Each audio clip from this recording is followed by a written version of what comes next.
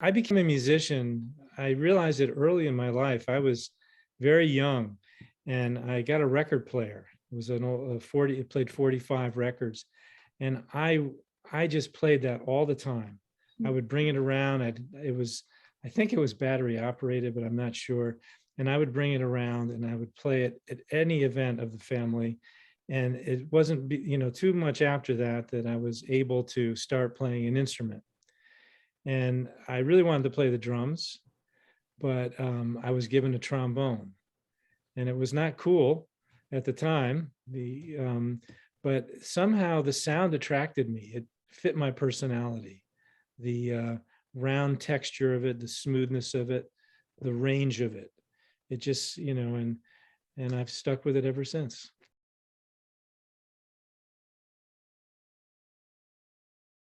Well, the trombone is not a flashy instrument like electric guitar, maybe, or trumpet, or a lot of other instruments. And I studied with the trombone master Slide Hampton quite a few years ago, a little bit, and he used to say that the trombone does not have high note shock like a lot of instruments, wind instruments do, like trumpet or saxophone. So you have to get at the music in another way. It's not, you can't just blast something out necessarily. There's other ways you have to find to express yourself, and that just seemed to really be something that attracted me. That more of a subtle, I guess, delivery of the sound.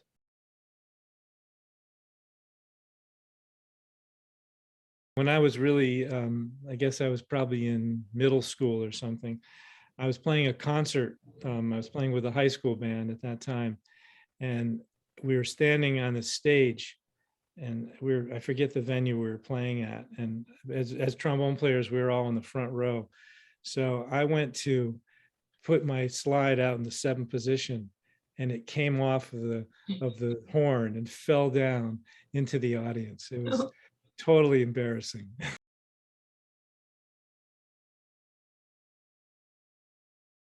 I could just talk a little bit about playing with my dear friend Thomas Chapin, who passed at age 40 of leukemia. He was a brilliant saxophonist, and his star was rising. And he was such an amazing player to play with. He would coax things out of those around him. He would make you play more than you thought you ever could. He had such a giving spirit, and he was so gifted himself that you wanted to emulate what he was doing. So it was always such a positive experience making music with him. It just, there was never any judgment.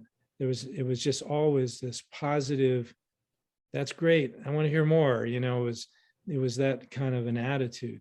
And so those experiences, and there were quite a lot of them with him and with other players too, that kept me in music because it fed something in me, something spiritual that I've been addicted to ever since.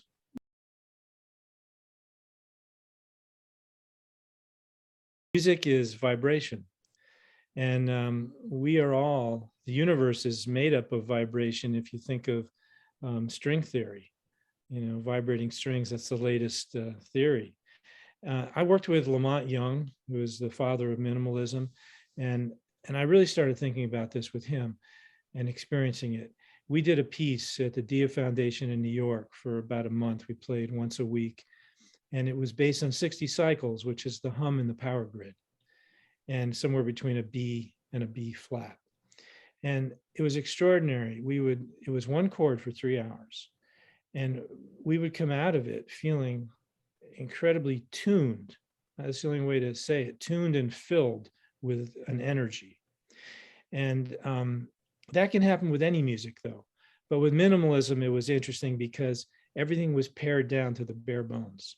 There wasn't a drummer, there weren't chords, just this one chord that we played as individual instruments. And that really had a profound effect on me. But that happens in every genre of music. Once you give yourself over to the music and the other people with you give themselves to the music. There's a telepathic spiritual experience that is palpable. And depending on the kind of music, it can be more or less.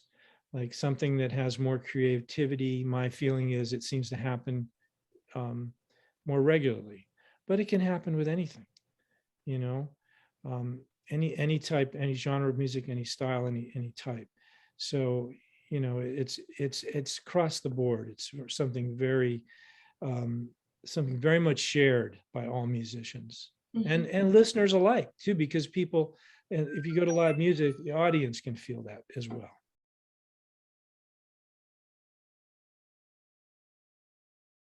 I played with Lamont Young with his Theater of the Eternal Music Big Band. Lamont is known as the father of minimalism. He was part of the Fluxus movement in New York City in the 60s, which is an avant-garde art movement. And Yoko Ono was a part of that. And actually, he was Yoko Ono's boyfriend before John Lennon. He very much got into Indian music as well, but he was originally a jazz musician. That was a highlight. Also, my work with my close friends and collaborators, Mario Pavone, great bassist who just passed last year, Thomas Chapin. There's such a long list. Dave Santoro, who lives in Torrington and is a professor at Berklee College of Music in Boston. We go way back. We go back to the mid 70s when we started, maybe a little before we started, making music together. Let's see. Those are highlights as much as playing on a big stage. I remember I played at Jazz Fest for 40,000 people, which is a little unnerving to say the least. As far as you looked, there was people, but that's a great experience. But it's also a great experience when you play in a small club, when the magic happens. So you never know where where that great experience is going to come from. It's not all about the big flashy lights, although that's great and it's fun, and when that happens. I played for 12 years with Clarence Gatemouth Brown, master blues musician. He was from Louisiana, originally Texas and then Louisiana. So I got to play at a lot of interesting places with him and toured in Europe and around with him and through the South and stuff. And that was a lot of fun. I'm getting some good press recently, which is really, I feel really fortunate and lucky. My new CD, Code 2, with Mario Pavone, Michael Serene, a dear friend, and this younger musician, Noah Preminger, who is really a phenomenal musician and really getting great credit in the press. So that CD has been doing really well, and I really feel fortunate about that. So I'm just looking to make more music and explore more, expand more, get better at what I do, understand it more. Because the study of sound is it's an abstract pursuit. Yeah. You can't put it on a canvas. You can't type it. You can put it down in notes, but the music I do is more of the improvisational aspect is more of a abstract endeavor. So it just, it's a different sensibility, a different discipline, I guess you would say.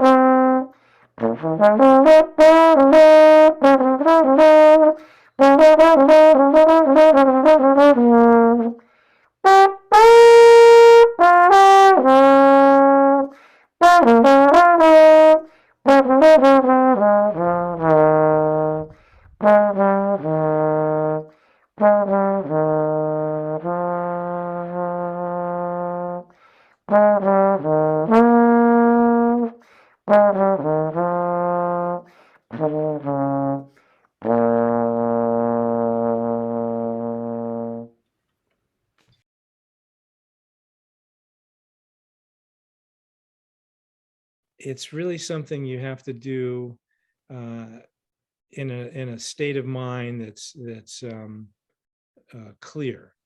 It's best to not have a lot of other things going on. I mean, you can have background music on, and that's great and all that. But if you really want to listen to a piece of music, it's best to have an environment where you can really get into the sound of the piece and all the nuances of it, and not be distracted by, you know, whatever else is going on in your home.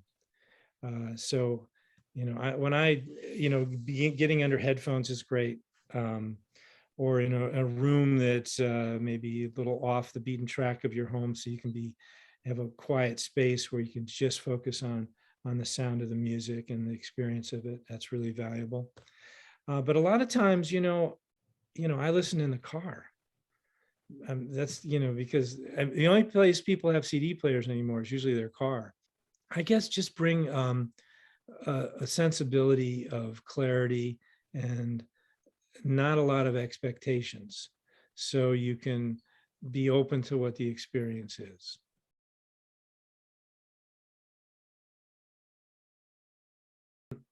I will be teaching at the Litchfield Jazz Camp this summer.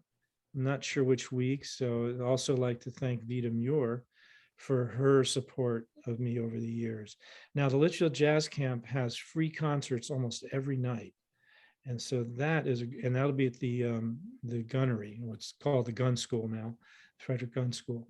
And those are free events. And so you can hear a lot of incredible musicians. The faculty's, just top notch. I've been playing recently up in Pittsfield at a tapas inspired bar, and called The Mission. And there's a vibrant scene up there. I'll be up there this Monday, and also at the end of the month on the Saturday, the 30th. And then usually like once a month I'm up there. Um, that's a long ride from Litchfield, I understand. I just did get a grant too from the state of Connecticut to put in a ambient sound installation at 5 Points Art Center. Excited about this. This, started with my work with Lamont with the 60 cycle frequency. And I have since partnered with Bart at Simon's Rock and this really interesting scientist, Mr. Ray Kasovich. And we've been working on the health aspects of certain frequencies and trying to get a response in brain waves to get the brain to align with the frequencies through music. And not music like songs, but it's actually frequencies, but they're encased in a minimalist package, I guess. So it's a reflective of my work with Lamont. So we're looking at in particular cognitive function loss and trying to get something to happen there. But it's, I mean, if we could help somebody, if I could help, a few people, it would be amazing. There's so many that are my favorite songs. It depends on the day and the time of day. But something that really gets me is John Coltrane's, his whole album, a CD, Love Supreme. It was a very spiritual period of his life, and the music reflects that. It was also the bridge between his more rooted music to his freer sound. But you could hear the connection. It's like, rather than playing recognizable melodies, he was started working with just certain I guess combinations of tones, and he was developing a sound that way, which was really appealing to not just me, to most people. And just the level of musicianship, the level of creativity, the level of commitment to the music it's just, it's a lesson every time I hear it. I'll give you another one. Okay. And that's Sonny Rollins' album Alfie. It's the soundtrack from the movie Alfie with Michael Caine, but they don't play the Burt Bacharach song, What's It All About, Alfie. It's the background music, and it's extraordinary. It's a big band without trumpets and Sonny Rollins blowing over the whole thing. And at times he's not playing, he's just playing sound. It's not even notes. It's just but it's so musical and so deep and just incredibly expressive. It's amazing, amazing piece of music.